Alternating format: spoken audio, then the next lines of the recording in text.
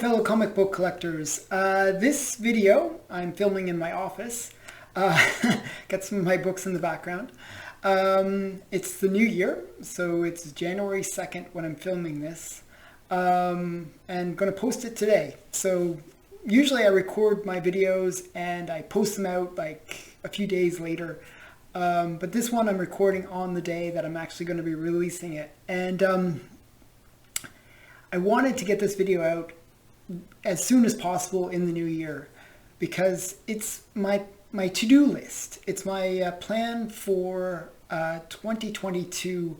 What would be my dream list for this year to achieve? Like I had a video about a week ago where I explained some of my top 10 comics that I wanted from last year, and I got about 8 out of the 10. So I was quite happy with that.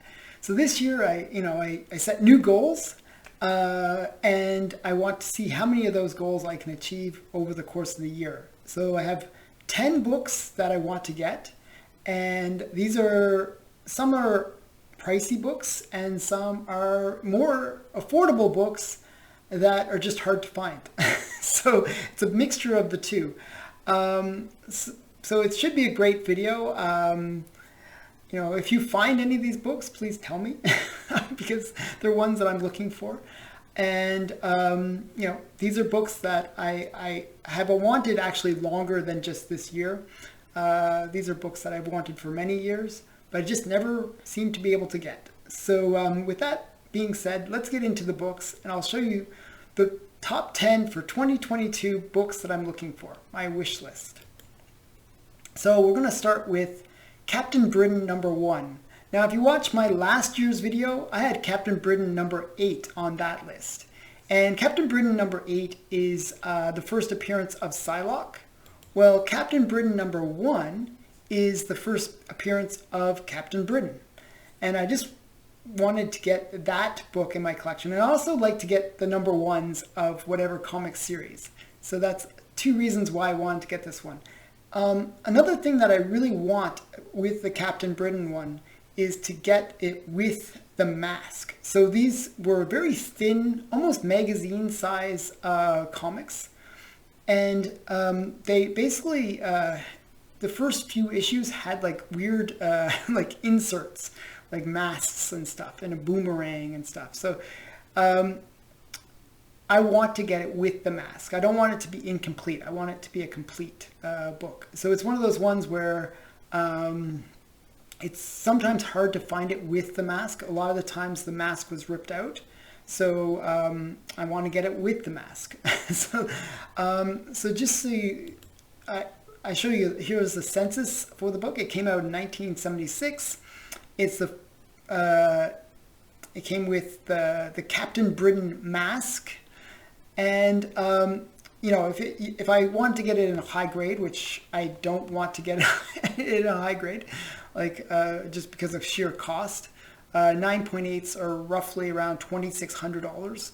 I'm looking for something a little bit more affordable, probably in the 8.0, range, like $400 to $500.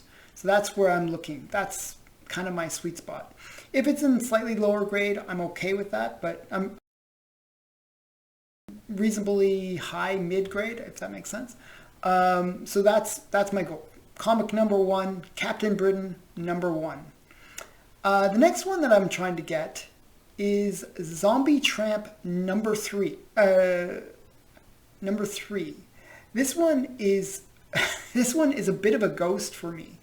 I saw it once on auction, and I actually bid. I put a crazy bid on it because I wanted to make sure that I would get it. And I always do that at the last 5 to 10 seconds of the auction. Usually in the last 5 seconds, I'll put like some crazy bid where, I want to make sure that I get the book.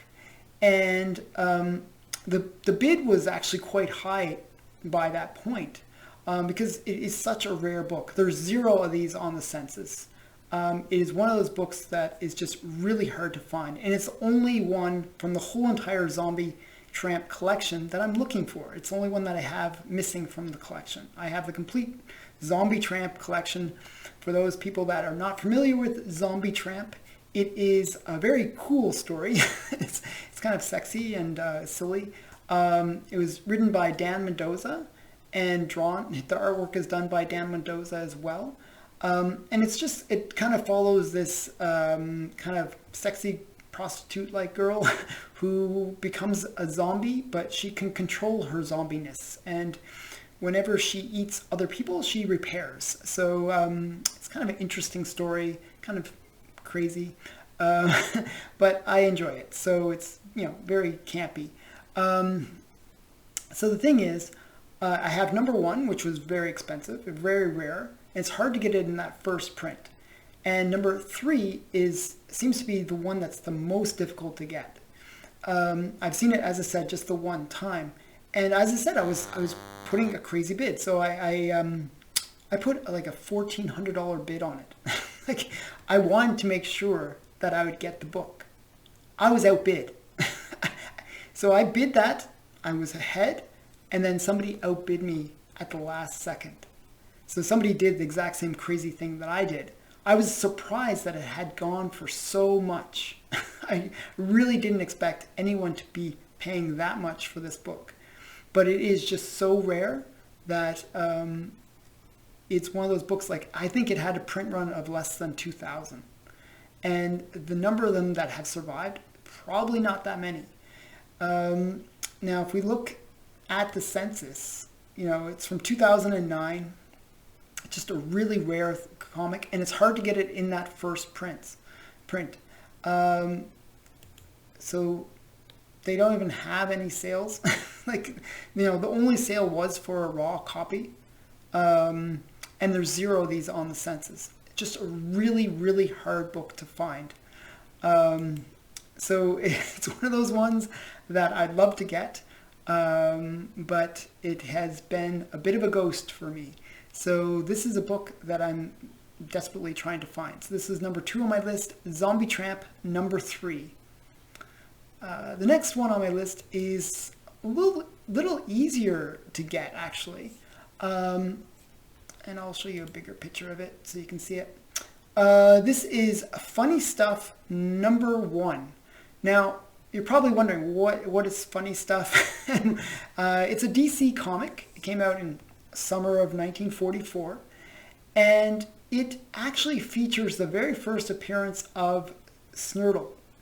Now, you're probably McSnurdle actually is his name, and McSnurdle is the turtle that later on the Flash gets as his pet, and it's one of those turtles that when he goes into, I think his name is something terrific, and he becomes he looks like the Flash, but in turtle, he looks like a turtle, but wearing the Golden Age Flash costume. And he made his first appearance in Funny Stuff, number 1. Now, you're probably wondering, who cares about McSnurdle? What a weird story. Well, McSnurdle is kind of a cool character that is going to be in the movies. He's actually going to be in the next Super Pets movie, and it's the only character from the Super Pets movie that I do not have their first appearance. I have all the other first appearances, but I don't have McSnurdles. So it's a character that I'd like to get, just because I think it's kind of a cool character. He's this lazy turtle that just gets these superpowers, and he can run super fast. That's his powers. And it's kind of a funny story. So I'd really like to get his first appearance. Now, the funny thing is, I actually have his first cover appearance, which didn't happen for another 50 or almost 50 years later. It happened in some other comic. I don't remember the name off the top of my head, but I just ordered it recently. I had to actually research, where did McSnurdle make his first cover appearance? Because I wanted to get that cover appearance. And it was much, much later. I think in 1992 era. So I'll put it in the description where he made his first cover appearance. But, it's just a character that I think is kind of cool, and it's one that I'd like to get. Now, the cool thing about this book is it is a little bit more affordable than the other two that I just mentioned. I was looking at like a 3.0. It sold for $64 in 2007. There was a 5.5 that sold in 2020 for $180. So it's not like a really pricey book. And really, I'd be looking at paying maybe a couple $100 to get this book in my collection. So it's just one that I think would be really cool to get that early cartoon first appearance. So that's Funny Stuff number 1 from 1944. So that's number 3 on my list. So cheaper, but harder to find. So that's that one. The next one is, I'll show it big, is Crime Detective Comics Volume 1, number 9. Now, for those who watch my channel, you'll know that I am really an avid SOT collector. And right now I'm missing only 14 books, and then I'll have the complete SOT collection. And you're probably wondering, what is SOT? Well, if you watch my videos enough, you hear me babbling about it all the time, but SOT stands for Seduction of the Innocent. And basically, it was a book written by Wortham, who was this psychiatrist who basically looked at comics as a cause for juvenile delinquency.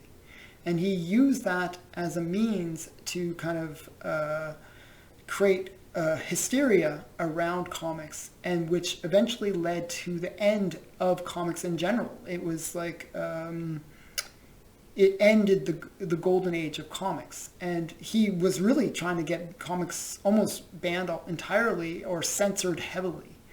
So it was quite significant in terms of the history, the Seduction of the Innocent. It was just a book that was written by Wortham, talking about how comics are corrupting people.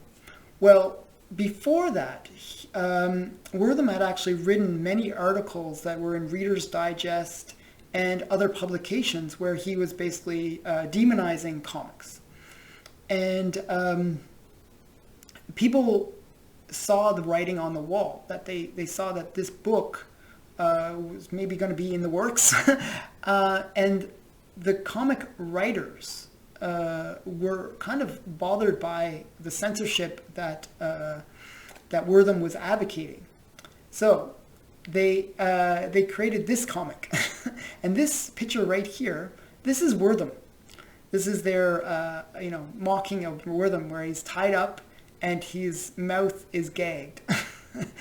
And it's basically like, and this book gets mentioned within the Seduction of the Innocent, because, he's very offended by the fact that they want to censor him for censoring them. So I thought this was kind of a cool book from the Seduction of the Innocent that I'm missing.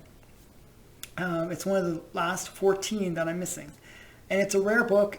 I don't see it very often. And it's one that it's like a bit of a ghost as well. It's hard to find. So that's Crime Detective number 9. And I'll show you the census for this. It came out in 1949. Now, the Seduction of Innocent came out in 1943 or 1944. 43. 53 or 54 in that time period. I think it was 54.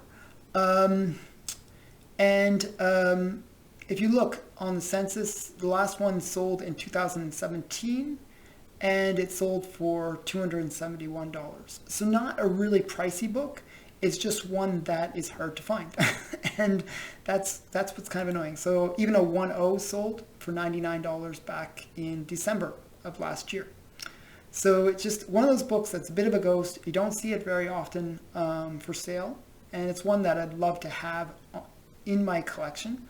I'm not sure how many of these are on the census. I don't think many are on the census. 8 in total on the census. So it's a very rare book. And it's just one that I'd really love to have in my collection because it has all those cool elements of having Wortham on the cover of a book that's mentioned within Wortham's book. It's just so many, there's irony there and there's kind of coolness there. So this is definitely one that I'd really like to get in my collection. Crime Detective Comics number 9. So the next comic is Sunny number 12. And it's America's Sweetheart Sunny Comics, or sometimes it's called that. But it's usually denoted as just Sunny number 12. And the interesting thing about this comic is it's Al Feldstein Good Girl art. And if you look at the early career of Al Feldstein, he was a brilliant artist.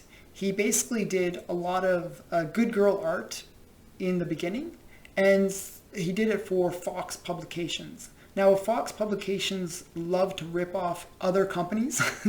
they love to rip off, especially Archie, because Archie was doing extremely well. And they created Sunny as a way to kind of rip off Archie. But, the guy that ran Fox, Vincent Fox, he believed that sex sells. So he took Archie comics and made them that much more sexy. So there's in this comic, it's kind of a cooler one of the series because it has lingerie panels and a lot of really good girl art. So this is one that is the only one of the Sunny collection that I'm missing. And I'm actually trying to gather a collection of Al Feldstein's good girl art. And it's this comic, Sunny number 12, and Haphazard number 14. Those are the two that I'm missing to have the complete collection of Al Feldstein's good girl art. So the comics included in that whole list would be Junior, and Junior was several comics. And then there, which I have all of them. And then there was Sunny, and then there was Haphazard, and there was another one which was Homer Chope, and there was one more called Cloris Archer. And those were all the titles that were involved with Al Feldstein's good girl art. And after he kind of did this good girl art, he later, after leaving Fox, he moved on to work as the editor for EC Publications. So William Gaines hired him for that role. And Al Feldstein was kind of a major influential artist and also editor. I'm not sure if he did. I think he also worked on, I believe he worked for Mad magazine as well. So I'm not sure if he actually edited for EC Comics or it was later when he got to Mad that he actually started his role as an editor. But Al Feldstein was a very major artist, and it's an artist that I love to collect. As I said, I'm trying to get the complete collection of those. So Sunny number 12 is kind of the last one I need. So just to show you the census, it was published in 1948. There's only 17 of these on the census. There's actually one of these on eBay right now. It's in a really high grade. It's in a 9.2. And I'm debating about getting that one, but it's over $1,000. It's quite a pricey book. So we got the most recent sales was 2013. Let me just try to find something a little bit more recent. Okay, was for 7.0, and it was sold in 2020. So it's one of those books that just doesn't come up very often for auction. Maybe once a year you'll see this book come up for auction. And it's just one of those ones that's been... And I'm debating about pulling the trigger on the one that I see on eBay. It's just been sitting on eBay for over a year. And I just debating about buying that one. So this is Sunny number 12. It's the fifth book on my list. And it's one that I'd truly love to get. The next book is Sun Girl. And I actually almost got this book. It's so annoying. I literally missed it by less than 30 minutes. Somebody had it on Instagram, and somebody that I had bought from before. So he knew me, and he knew that I liked these books. He posted it up on Instagram, and somebody beat me to the punch and bought it from the guy. So I was really annoyed because I just missed it. And he said, oh, I'm just negotiating a deal with somebody else. And he ended up getting it. So I didn't get this book. But this is one that has been on my radar for a while now. I really like good girl art and good girl characters. So I like Lady Luck, Phantom Lady, and Sheena, Rula. All these like golden age female characters. So I've been trying to get all of their first appearances. And Sun Girl is one of those ones that I haven't gotten her first appearance, and I'd really love to get her first appearance, which is in this book. So this is Sun Girl number 1, and it is was written by Stan Lee, which is kind of cool. And artist was Ken Ball. It came out in 1948, and it's just, again, it's another fairly rare book. There's 44 of these on the Universal Census. So you'll notice a common theme with the books that I'm looking for, that they are all fairly rare books, really hard to get. You'll notice that a 9/8 sold for $30,000. I'm not really looking to pay that much. I'm probably going to look for a lower grade one, so a 2.5 even, like just which is around $300 to $400. So it is definitely one that I'm looking for, but I don't want to spend that much on it. But I would like to get a nice copy if I can get one. So that's number 6 on my list, which is Sun Girl number 1 from 1948. The next one on my list is Superboy number 5. And this is actually kind of an interesting book in a way, because it is the first kind of appearance of Supergirl. So you'll see it even says in this issue, Superboy meets Supergirl. So we got Supergirl right here on the cover and named Supergirl. However, the weird thing about this comic is that it's not considered to be her first appearance. Now, there's actually several books later that are another, like they have like a tryout issue where they have this other Supergirl who looks different, who's also like not the first Supergirl. And then they have another one which is comes out where there's another Supergirl, and then that is considered the first appearance. And that's like with her on the cover in a rocket. So yeah, so Supergirl has like these 3 first appearances. And it's kind of weird. And I have 2 of them. 2 of the first appearances of Supergirl, but I don't have this first version of Supergirl. Even though it's not really considered her first appearance, I kind of consider it her first appearance because she is named and they do show her. So this is a very interesting book in that, for all those reasons. It's from 1949, so it's a very early Superboy and early DC comic from the Golden Age. And there's only 36 of these on the census. Now again, this is another one that I'm eyeing a copy. There's a guy that has it from the UK. He wants about $1,000 for it. And it's in a lower mid-grade it's a lower to mid-grade comic. But it's one where the shipping is the is the thing that bothers me. The shipping is like almost $200. I don't know why his shipping is so high. It just drives me crazy. So I'm debating about it, but I'm just kind of annoyed by the shipping costs. So this book, in super high grade, obviously goes for big money. It goes for about $20,000 in the highest grade. But as I said, I'm looking for like sort of the lower mid-grade comic.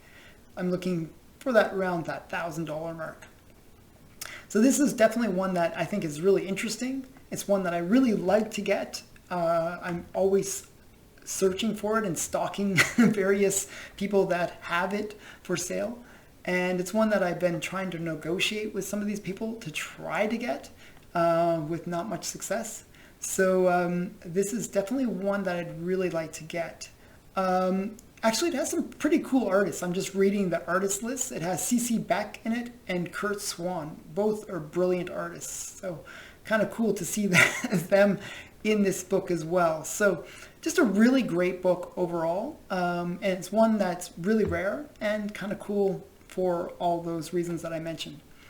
Okay, so that's number 7 on my list. Number 8 on my list is Smash Comics number 43. Now, I mentioned that I really like to get a lot of good girl characters, if that makes sense, good girl characters from the Golden Age.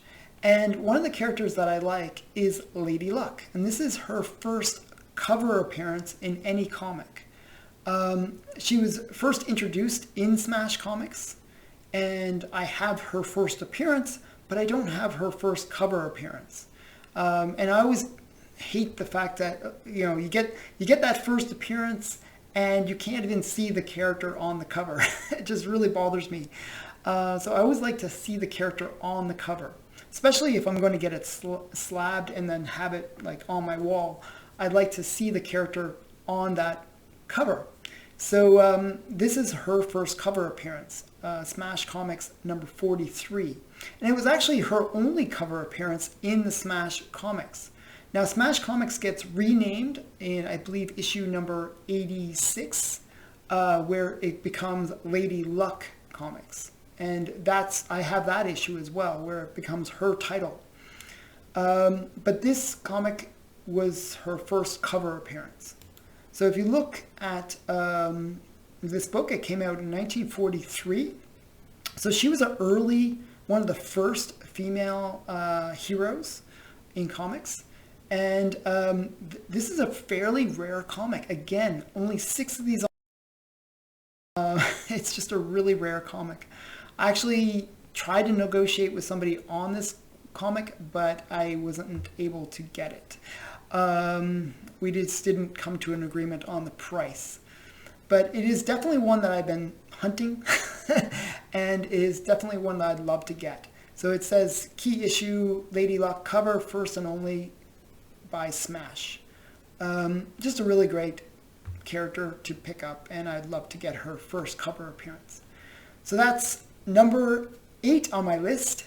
Number 9. Now we're getting into the kind of dream list maybe. And I actually came close to getting this one, believe it or not. And this is Police Comics number 1. Now, Heritage Auctions just last weekend, not this weekend, but last weekend, had this comic for sale. And it was in a low grade. So I figured, looking at the price, based on past sales, it was worth about $4,000 to $5,000. It was in that price range. I put a bid of $6,500 on it because I really wanted this comic. This is Police Comics number 1. It is the first appearance of Plastic Man, Phantom Lady, and I believe also Brandfire as well. So all of those characters made their first appearance in this comic. And Firebrand. So they all made their first appearance in this book. So characters that I love. I really like Plastic Man and I really like Phantom Lady. So I really wanted to get this book. So I put that huge bid in, $1,500 above what I figured was fair market value. So I thought, okay, I'm a sure win. The bid at the time, just before the auction started, was around $3,000, and I was winning. So I thought, okay, I'm totally going to get this book, and I was like so excited. I was like gonna do a whole video about this one comic and how I was gonna win it, and it was gonna be a really great video. However, the auction starts, and instantly it went from $3,000 to $11,000. It just went insane. And I was like, what's going on? This is a low grade. Like, it should have been like much, much cheaper. Like, higher grades have sold for less. So I was just really shocked when it sold for $11,000. So yeah, so this is a kind of a major comic, though. It is one that is considered like a pretty major comic for DC. There's only 44 of these on the census, 60 in all grades, so there are some restored ones. But you'll see, I can show you that sale. 2.5, it was a 2.5 that sold, and it sold for $11,400. So crazy. I was like, I really didn't think it would sell for that high. I was just shocked. So it was one that sadly I didn't get, but it is definitely one that is on my list for this year, and I'm going to try to get it. We'll see if I can do it. I don't know. I'm not going to pay that much for it. I'd be willing to pay around $5,000 for it, but I don't really feel comfortable paying $11,000 for it. But we'll see what I can do. I'm hoping to get this one. So this one is from July 31st, 1941, and it is Police Comics #1, which is number 9 on my list. Yeah, I really hope I can get it. Okay, last one. Last one is one that's a little easier. And the reason I have this on my list is it's Wonder Woman #2. And I actually almost bought this one as well. Like, again, I was negotiating with the guy, and the guy just said no, and then he pulled the listing. I was like, what are you doing? So not only did I not get it, but he removed the listing altogether, so I couldn't buy it. So, yeah, it was just crazy. So this is the second in the issue, in the first series of Wonder Woman comics. And it is just one that I need for my run of Wonder Woman. So right now I'm 21 issues away from having the complete series of Wonder Woman. There's like 329 in the whole series, and I'm only missing 21 issues. And actually, of those 21, I'm actually only really missing 18 because I have 3 issues that are just low grade that I want to upgrade. So yeah, so really I'm only missing 18 issues, but I'm going to say that I'm missing 21 issues. But this would be the next hardest one on the list for me to get. So I have #1, I have like, number 8, number 9, all the kind of some of the key issues, like the number 6, some of her major issues with the first appearances of like Cheetah and Ares. This is Ares' first appearance. But some of the first appearances, I have those issues. So I have some of the harder ones. It's just some of these in-between issues that I'm missing. Actually, this is a key issue. And if you go to the census, you can see that it's first appearance of the Duke of Deception, Earl of Greed, and Count of Conquest. So, but yeah, this one came out in 1942. So within that first year of the Wonder Woman series. And it is fairly rare. There's about 70 of these on the census. It's one that I see come up for auction fairly regularly. Like, so it's one that I'll bid on whenever I see it, but generally I don't win. I just have no luck. But it is one that I have definitely put on my radar, and I really want to complete my Wonder Woman collection this year. That's kind of an ultimate goal. That's why this one's on the list, because my goal this year is to really finish off my Wonder Woman collection and get that complete run, because that'd be kind of cool to have that complete run. Sense of the value of this comic, You can see right now there's one on eBay in a 2.0 for 2,500 roughly. That's way overpriced. Probably it's worth about, you can see that the fair market value is around $1,400. I would be willing to pay in that range, so $1,500, $1,400 range. I think that's fair for this book.